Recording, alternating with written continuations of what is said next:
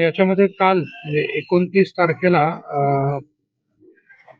कराड शहर च्या तर्फे त्यांचे जे गुन्हे प्रकटीकरणाचे कर्मचारी आहेत त्यांच्यातर्फे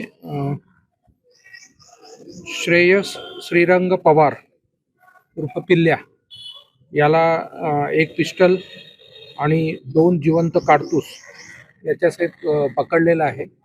याच्यामध्ये मुख्य गोष्ट अशी आहे की एक म्हणजे एक मोबाईल शॉपी SS येथे अखिल नलावडे याचा एक मृत्यू झाला होता. त्या गुन्ह्यामध्ये जे आरोपी आहेत अजिम मुल्ला याला मारायचं होतं आणि हा जो मयत आहे त्यातला अखिलेश नलावडे ह्याचा हा मित्र आहे श्रेयस पवार आणि त्याचा बदला घेण्याकरता अशी त्याची इच्छा होती.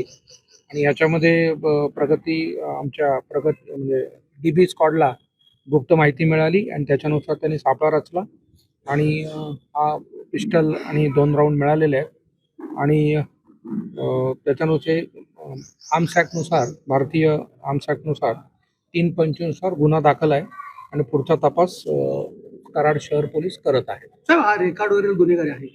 नाही, याच्या विरुद्ध आधीचे कोणते गुन्हे नाही आहेत. याच्यासोबत अजून कोणी साथीदार वगैरे नाही, आता हे तपासाचा भाग आहे. त्याच्यामध्ये आम्ही PC घेऊ. मुळात हे कुठून मिळवलं, अजून काही इतर आहे का त्याचा नक्की शोध होईल. कारण ही एक कॉन्स्पिरसी दिसते जी मारायची, मग ती एका माणसाच्या ह्याच्यात असेल नसेल हा नक्कीच तपासाचा प्रश्न आहे. पिस्टल कोणी दिलं, कोणी मदत केली, कुठून आणलं, इतर काही गोष्टी आहेत ते नक्की आपल्याला पुढच्या तपासात लक्षात येईल.